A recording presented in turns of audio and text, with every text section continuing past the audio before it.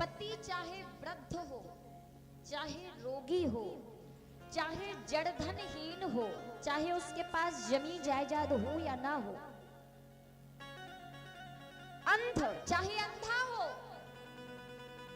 चाहे बूढ़ा हो, क्रोधी चाहे क्रोधी हो, चाहे गरीब हो, लेकिन ऐसे पति का जो सौभाग्यवती नारी अपमान करती है तो उस स्त्री को नरक में जाना पड़ता है। गोस्वामी तुलसीदास जी कहते हैं कि ऐसे ये पति करा किए अपमाना, ऐसे पति कर अपमाना, ऐसे ये पति कर किए अपमाना, ऐसे पति कर किए अपमाना, ऐसे ये पति कर किए अपमाना, ऐसे पति कर किए अपमाना, नारी पाए यमा के दुख नाना, नारी पाए यम दे दुख दाना, नारी पाए यमा के दुख नाना, नारी पाए यम के दुख नाना।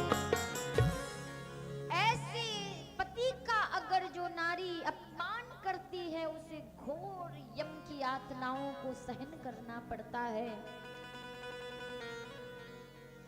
क्योंकि सौभाग्यवती नारी के जीवन का एक ही कर्तव्य है कि निस्वार्थ भाव से पति के चरण शरण की सेवा करे, क्योंकि संसार में पातिव्रत धर्म से बड़ा कोई धर्म नहीं है।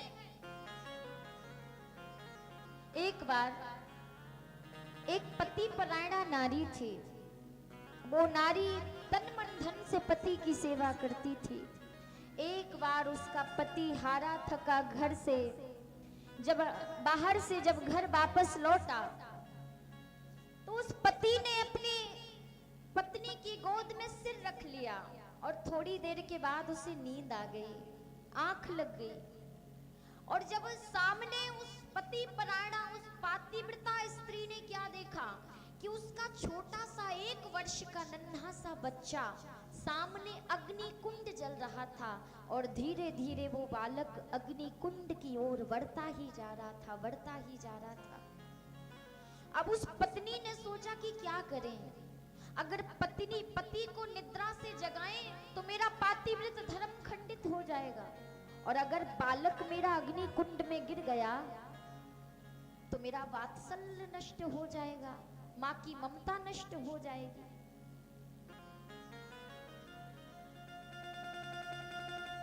आज उस स्त्री ने सोचा कि मैंने अपने जीवन में कभी भी पातिव्रत धर्म को खंडित नहीं किया और आज भी मैं इस पतिव्रता धर्म को खंडित नहीं करूंगी। मेरा बालक अगर अग्नि कुंड में गिरता है तो गिर जाए, लेकिन मैं अपने पति को नींद से नहीं जगाऊंगी।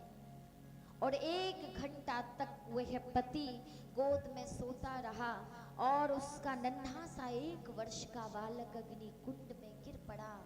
1 घंटे के बाद जब पति की नींद खुली, पति नींद से जागा, तो वह सौभाग्यवती नारी उठकर खड़ी होकर अग्नि कुंड की ओर दौड़ी।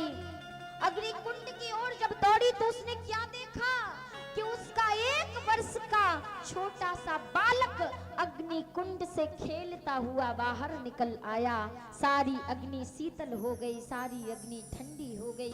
ये है पातिव्रत धर्म की शक्ति, ये है पतिव्रता नारी की शक्ति। जो स्त्री अपने पति के सामने गलती से भी कभी तलाक की बात करती है, उस स्त्री को साक्षात नरक की घोर यातनाओं का सहन करना पड़ता है। जो शादी जैसे, विवाह जैसे पवित्र बंधन को अच्छे से नहीं निभाती और अपने पति के सामने तलाक अगर इतना भी कह देना तो उस स्त्री को नरक से कोई बचाने वाला नहीं है।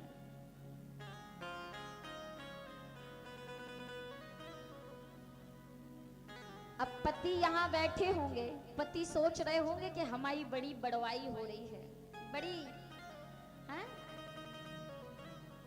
अगर देवियों का कर्तव्य है कि पति के चरणों की सेवा करना, तो पति का भी क्या कर्तव्य है कि अपने पति पत्नी का सम्मान करना, उनके स्वाभिमान की रक्षा करना, चार लोगों में पत्नी पर कभी हाथ नहीं उठाना, डांटना नहीं, अगर डांटना भी है तो अकेले में ले जाके।